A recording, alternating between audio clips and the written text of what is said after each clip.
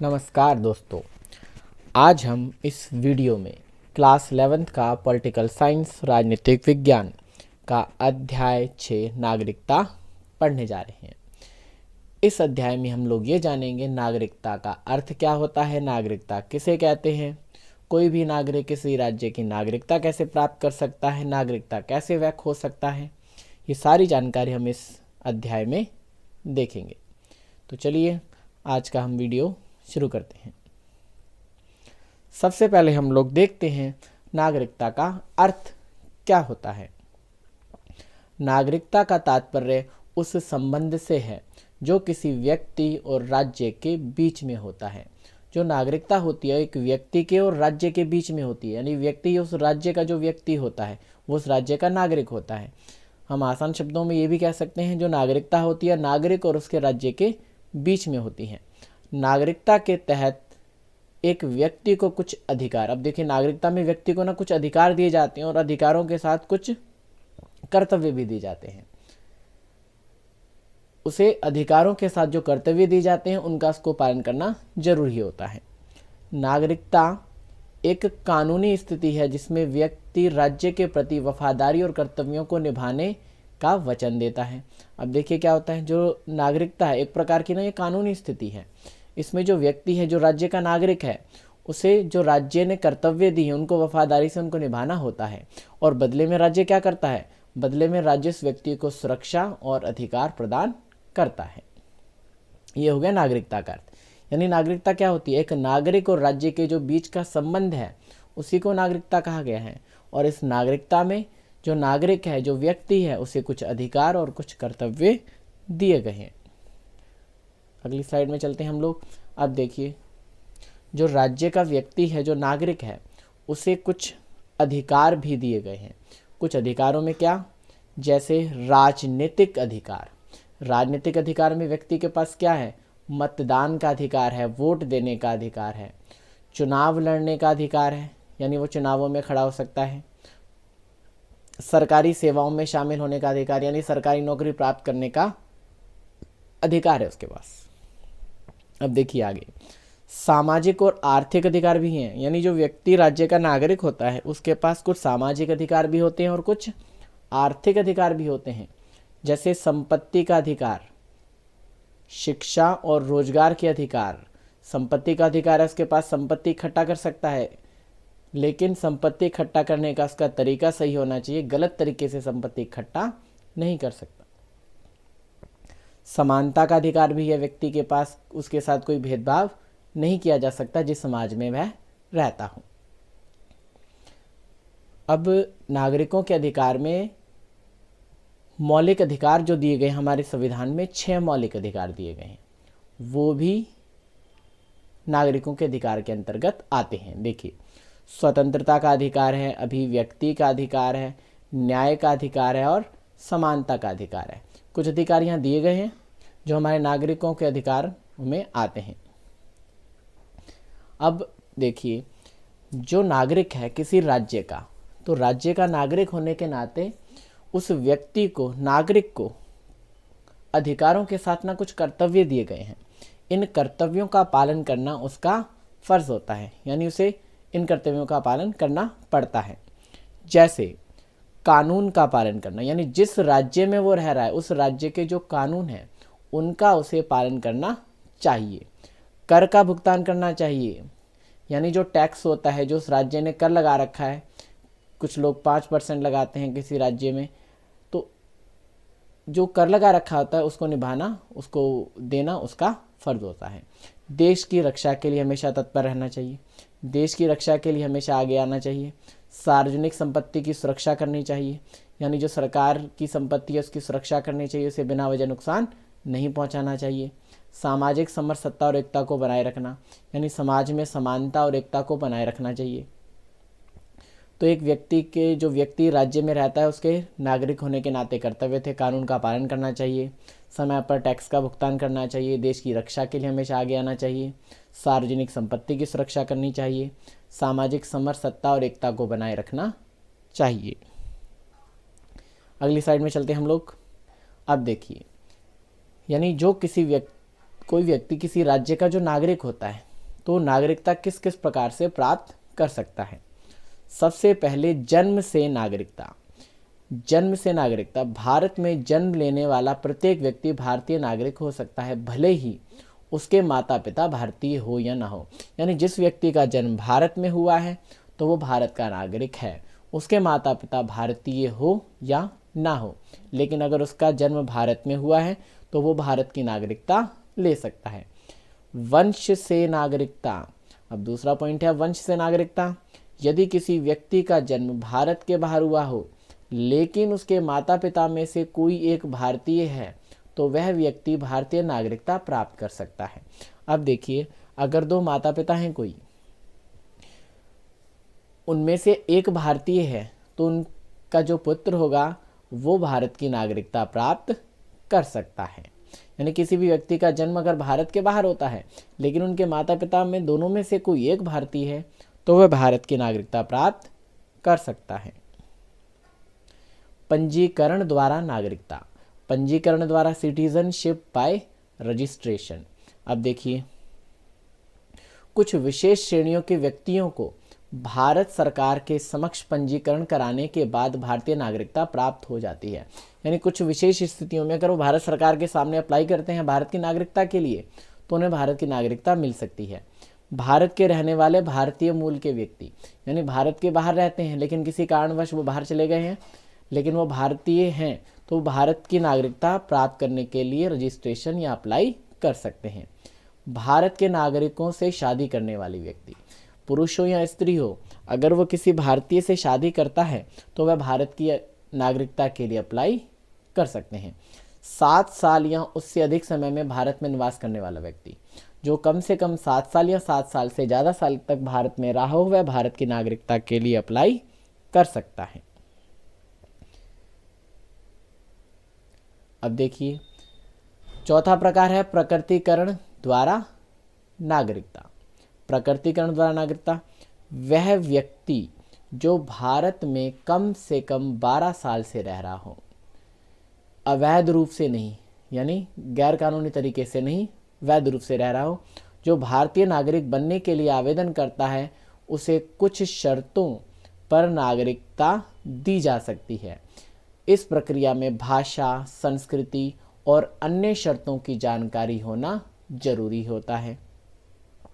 अब देखो, प्रकटीकरण द्वारा नागरिकता, वह व्यक्ति जो भारत में कम से कम 12 साल से रह रहा हो, अवैध रूप से नहीं, और जो भारतीय नागरिक बनने के लिए आवेदन करता है, यानी भारत में 12 साल से रह रहा है लेकिन अवैध रूप से नहीं रह रहा, और भारत में नागरिकता के लिए अप्लाई करता है तो कुछ शर्तों के आधार पर उसे नागरिकता दी जा सकती है। और इस प्रक्रिया में भाषा, संस्कृति, अन्य शर्तों की जानकारी होना जरूरी होता है। क्षेत्रों के विलय से नागरिकता। अब देखिए, citizenship by incorporation of territory. यदि कोई भारत में नया क्षेत्र शामिल होता है तो उस क्षेत्र के लोग अपने आप से ही भारतीय नागरिकता प्राप्त कर सकते हैं। जैसे 1961 में गोवा के भारत में विलय के बाद वहाँ के लोगों को भारतीय नागरिकता दी गई। यानी कोई क्षेत्र है जो भारत का हिस्सा नहीं था लेकिन भारत का हिस्सा बनाया जाता है तो वहाँ के लोगों को भारत की नागरिकता दी जाएगी। आगे देखते हैं हम लोग। अब हम देखते हैं नागरिकता किस प्रकार खोई जा सकती है। ये तो हमने नागरिकता प्राप्त करने के तरीके देखे, अब ये देखते हैं कि नागरिकता को हम कैसे खो सकते हैं। कोई व्यक्ति अपने देश की नागरिकता कैसे खो सकता है। भारतीय नागरिकता अधिनियम 1955 के तहत भारतीय नागरिकता को 3 तरीकों से खोया जा सकता है। 3 तरीकों से हम अपने देश की नागरिकता को खो सकते हैं। सबसे पहले त्यागना।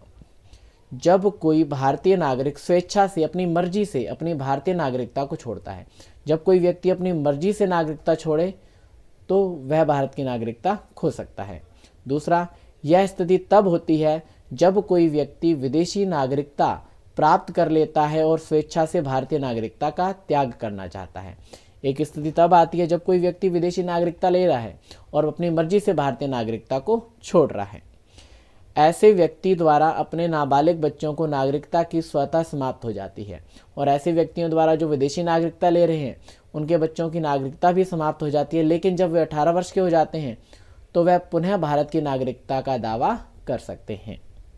यानी ऐसे व्यक्ति जिनके माता पिता विदेशी नागरिकता के लिए विदेशी नागरिकता प्राप्त कर लेते हैं, अगर उनके बच्चे नाबालिग हैं तो उनकी भी नागरिकता खत्म हो जाती है। लेकिन अगर उनके बच्चे जब 18 वर्ष के हो जाते हैं तो वे पुनः भारत की नागरिकता के लिए दोबारा अप्लाई कर सकते हैं। अब दूसरा है निरसन यानी टर्मिनेशन। यदि कोई भारतीय नागरिक स्वेच्छा से किसी अन्य देश की नागरिकता प्राप्त करता है तो उसकी भारतीय नागरिकता स्वतः समाप्त हो जाएगी। अगर कोई व्यक्ति किसी विदेशी देश की नागरिकता प्राप्त करता है तो भारत की नागरिकता अपने आप ही उसकी समाप्त हो जाती है। यह प्रावधान उन मामलों पर भी लागू होता है जहां नागरिक ने विदेशी नागरिकता प्राप्त की है बिना भारतीय सरकार को सूचित किए। अगर कोई ऐसा व्यक्ति है उसने भारत की सरकार को सूचना भी नहीं दी और विदेशी नागरिकता प्राप्त कर ली है तो भारत की सरकार उसकी नागरिकता भारत के देश के नागरिक होने के नाते उससे छीन सकती है, यानी वह अब भारत का नागरिक नहीं रहेगा। यह प्रक्रिया स्वचालित होती है। इसमें नागरिक को कोई औपचारिक कदम उठाने की आवश्यकता नहीं होती, यानी यह प्रक्रिया अपने आप चलती है। इसमें नागरिक को कोई कदम उठाने की आवश्यकता नहीं होती। अगर वो नागरिकता खोना चाहता है या छोड़ना चाहता है तो छोड़ सकता है। अब छीना जाना। अब देखिए कैसे छीना जाना में नागरिकता धोखाधड़ी या गलत जानकारी देकर प्राप्त की गई हो। अगर किसी नागरिक ने गलत तरीके से नागरिकता प्राप्त की है तो उसकी नागरिकता छीनी जा सकती है। नागरिक ने भारत के प्रति वफादारी का उल्लंघन किया हो।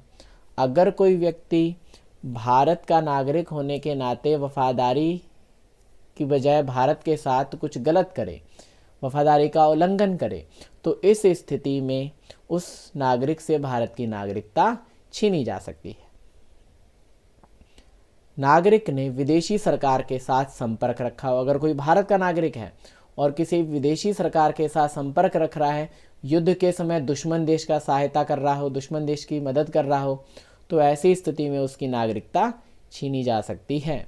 नागरिक को 7 साल या उससे अधिक अवधि के लिए किसी गंभीर अपराध के लिए दोषी ठहराया गया हो, यानी किसी नागरिक को 7 साल या उससे अधिक सजा मिली हो, कोई गंभीर अपराध किया हो, तो ऐसी स्थिति में उसकी नागरिकता छीनी जा सकती है।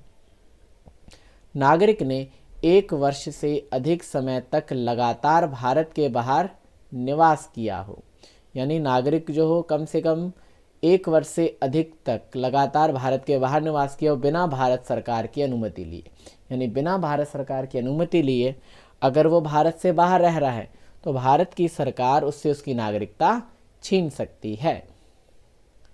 देखते हैं हम आगे। अब संपूर्ण और समान, ये पीछे हमने कुछ पढ़े जो नागरिकता किस प्रकार से खोई जा सकती है, यानी किसी से नागरिकता किस प्रकार छीनी जा सकती है कोई देश के नागरिक होने के नाते। अब हम पढ़ते हैं संपूर्ण और समान सदस्यता का क्या अर्थ होता है। यह भी नागरिकता के अंतर्गत आता है। संपूर्ण और समान सदस्यता का जो सिद्धांत नागरिकता से संबंधित महत्वपूर्ण अवधारणा है।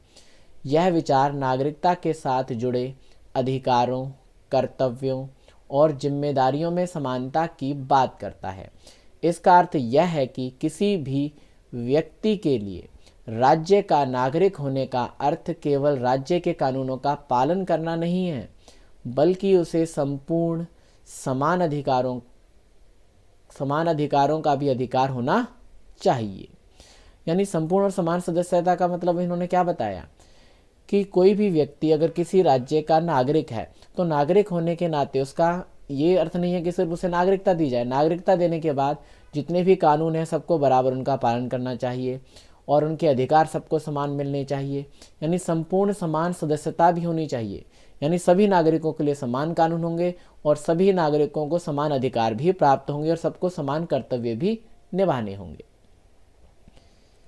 आगे देखते हैं समान अधिकार।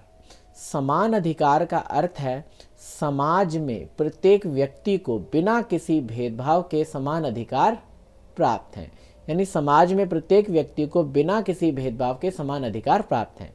यानी जो हमारे देश का नागरिक है सबको बराबर और समान अधिकार दिए गए हैं, किसी के साथ अधिकारों का कोई भेदभाव नहीं किया गया। अधिकार कानूनी, राजनीतिक, सामाजिक, न्यायपूर्ण समाज की आधारशिला पर हैं और जो कानूनी अधिकार राजनीतिक और सामाजिक और आर्थिक क्षेत्रों में समान रूप से दिए गए हैं। जो अधिकार हैं वो कानूनी, राजनीतिक और सामाजिक आर्थिक क्षेत्रों में समान रूप से दिए गए हैं और समान अधिकार एक लोकतांत्रिक और न्यायपूर्ण समाज की आधारशिला रखते हैं। समान जो अधिकार हैं, अगर पूरे हम जिस देश में रहते हैं अगर सबको हम समान अधिकार देंगे तो क्या होगा, जो लोकतांत्रिक और न्यायपूर्ण समाज की आधारशिला रखते हैं, यानी लोकतांत्रिक भी होगा और एक न्यायपूर्ण समाज की आधारशिला भी रखेंगे, यानी लोगों को लोकतंत्र पर भरोसा भी होगा। एक ऐसा समाज बनेगा जो न्यायपूर्ण होगा, जहां पर किसी प्रकार का कोई भेदभाव नहीं होगा अगर सबको हम समान अधिकार देंगे। जहां सभी व्यक्तियों को अवसर, न्याय, स्वतंत्रता के समान अवसर मिलते हैं, चाहे उनके जाति, धर्म, लिंग, भाषा, सामाजिक, आर्थिक स्थिति कोई भी हो, यानी हमें समान अधिकार देने होंगे सबको, चाहे उनकी जाति कोई भी हो, उनका धर्म कोई भी हो, लिंग कोई भी हो, भाषा, सामाजिक, आर्थिक स्थिति कोई भी हो, हमें सबको समान अधिकार देने होंगे। आगे देखते हैं हम नागरिक और राष्ट्र, यानी जो नागरिक है उसका राष्ट्र, राज्य के साथ क्या संबंध रहता है। नागरिक, राष्ट्र दो महत्वपूर्ण अवधारणा हैं जो एक दूसरे से गहराई से जुड़ी हुई हैं। राष्ट्र और नागरिक के बीच एक विशेष संबंध होता है जहां नागरिक अपने राष्ट्र के प्रति वफादार होता है। सबसे जरूरी बात यह है कि कोई भी जो नागरिक होता है उसे अपने राष्ट्र के प्रति हमेशा वफादार रहना चाहिए, अपने राष्ट्र के लिए हमेशा तैयार रहना चाहिए। राष्ट्र नागरिकों को सुरक्षा, अधिकार और अवसर प्रदान करता है। इन दोनों को समझने के लिए आइए विस्तार से इनकी परिभाषाओं और उनके संबंधों पर नजर डालते हैं। अब देखिए क्या होता है, जो नागरिक होता है, जो नागरिक और राष्ट्र होता है, जो नागरिक होता है वो राष्ट्र से इस प्रकार से जुड़ा होता है कि उसे अपने राष्ट्र के लिए हमेशा वफादारी निभानी पड़ती है। और राष्ट्र क्या करता है, नागरिक को सुरक्षा भी देता है, अधिकार भी देता है और विकास के बहुत सारे अवसर भी प्रदान करता है। इसलिए जो नागरिक है और जो राष्ट्र है वो आपस में पूरी तरह से जुड़े हुए होते हैं। यानी नागरिकता कैसे प्राप्त करेगा, नागरिकता कैसे खोई जा सकती है, ये सारी चीज़ें हैं जो नागरिक को प्राप्त होती हैं वो राष्ट्र के द्वारा ही दी जाती हैं। नागरिक और राष्ट्र का संबंध आपसी जिम्मेदारियों, नागरिक और राष्ट्र का संबंध आपसी जिम्मेदारी और अधिकारों पर आधारित होता है। जो अभी जैसा कि हमने पीछे, राष्ट्र होता है वो नागरिक को जो अधिकार देता है, अधिकारों के साथ जिम्मेदारियां भी देता है। राष्ट्र नागरिकों की सुरक्षा, जो राष्ट्र होता है वो नागरिकों की सुरक्षा करता है, अधिकार और स्वतंत्रता प्रदान करता है, जबकि नागरिक राष्ट्र के प्रति वफादारी और सेवा का भाव रखता है। दोनों के बीच यह संबंध समाज और देश की प्रगति के लिए आवश्यक है। अब देखिए क्या है कि जो राष्ट्र होता है वो नागरिक को अधिकार देता है और उसके साथ उनकी सुरक्षा करता है, और इसके बदले नागरिक को क्या करना चाहिए, हमें अपने राष्ट्र के लिए, अपने राज्य के लिए, देश की प्रगति के लिए हमेशा देश का साथ देना चाहिए। और क्या करना चाहिए, हमेशा अपने अधिकारों और जो उनको कर्तव्य दिए गए हैं, उनको जो जिम्मेदारियां दी गई हैं राष्ट्र के लिए, हमेशा उसको निभाते रहना चाहिए। नागरिकों का अपने राष्ट्र के प्रति योगदान और उनका राष्ट्रीय गौरव देश को उन्नति की ओर ले जाता है। इससे राष्ट्र का विकास और मजबूत होता है। यानी जब भी किसी देश, कोई देश उन्नति की ओर जाता है और राष्ट्र का विकास होता है तो उसमें नागरिक का भी साथ के साथ विकास होता है।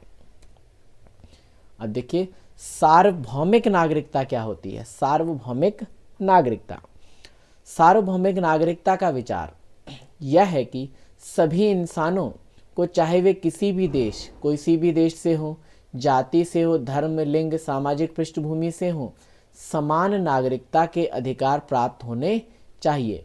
इसका उद्देश्य एक वैश्विक नागरिकता की स्थापना है जहां हर व्यक्ति को किसी विशेष देश की सीमाओं और नागरिकता की पारंपरिक परिभाषाओं से परे जाकर मूलभूत मानवाधिकार और स्वतंत्रता प्राप्त हो। यह विचार इस बात पर आधारित है कि सभी मनुष्य समान हैं, उन्हें समान रूप से गरिमा, सम्मान, अवसर प्राप्त होने चाहिए, चाहे वे किसी भी देश के नागरिक हों। अब देखिए सार्वभौमिक नागरिकता एक प्रकार से ये पूरे विश्व की नागरिकता की बात करता है। यानी पूरे विश्व में हमें मानवाधिकार उन्होंने शब्द लिया और स्वतंत्रता शब्द लिया है। ये कहना चाहते हैं कि पूरे विश्व में जाति, धर्म, लिंग या सामाजिक पृष्ठभूमि के आधार पर सबको समान आधार पर कोई भेदभाव नहीं होना चाहिए और सबको समान अधिकार मिलने चाहिए, चाहे वो किसी भी देश से हो, किसी भी जाति से हो, किसी भी धर्म से हो, किसी भी लिंग से हो, किसी भी समाज से हो। एक सार्वभौमिक नागरिकता होनी चाहिए, यानी सबको मानवाधिकार मिलने चाहिए और सबको स्वतंत्रता प्राप्त होनी चाहिए। विश्व नागरिकता, सार्वभौमिक नागरिकता से जुड़ा हुआ है विश्व नागरिकता भी। देखिए का विचार इस अवधारणा पर आधारित है कि सभी मनुष्य केवल अपने देश के नागरिक नहीं बल्कि पूरी दुनिया के नागरिक हैं। विश्व नागरिकता ये कहती है कि जो सभी मनुष्य हैं वो केवल अपने देश के ही नहीं पूरे विश्व के नागरिक हैं। इसी को विश्व नागरिकता कहते हैं। इसका अर्थ यह है कि एक व्यक्ति का दृष्टिकोण और कर्तव्य केवल उसके राष्ट्र तक सीमित ना हो, यानी व्यक्ति जो है अपने राष्ट्र तक सीमित ना रहे बल्कि पूरी दुनिया और उनके निवासियों के प्रति भी हो। यानी व्यक्ति को सिर्फ अपने देश के प्रति ही समर्पित नहीं रहना चाहिए, पूरे विश्व के प्रति समर्पित रहना चाहिए। विश्व नागरिक बनने का मतलब यह है कि व्यक्ति अपनी पहचान वैश्विक समुदाय हिस्से के रूप में करता है और दुनिया भर के सामाजिक, पर्यावरणीय, राजनीतिक मुद्दों के प्रति जिम्मेदारी महसूस करता है। यह एक ऐसी नागरिकता है जो राष्ट्रीय सीमाओं से परे जाकर काम करती है और एक समग्र मानवता पृथ्वी की भलाई के लिए काम करती है। यानी इसमें क्या कहना चाहते हैं, विश्व नागरिकता का अर्थ है यानी जो एक नागरिक है वो केवल अपने देश तक ही सीमित ना रहे, अपनी देश की सीमाओं से आगे बढ़े, पूरे विश्व में एक विश्व नागरिकता अपनानी चाहिए ताकि पूरे विश्व में जो समस्याएं हैं उनके प्रति सभी नागरिक अपनी जिम्मेदारी समझें। पर्यावरणीय, राजनीतिक मुद्दे, सामाजिक जो मुद्दे हैं, इन सब को समग्र मानवता और पृथ्वी की भलाई के लिए काम करना चाहिए। इसी को विश्व नागरिक और विश्व नागरिकता कहा गया है। तो इसी के साथ हमारा जो ये अध्याय समाप्त होता है।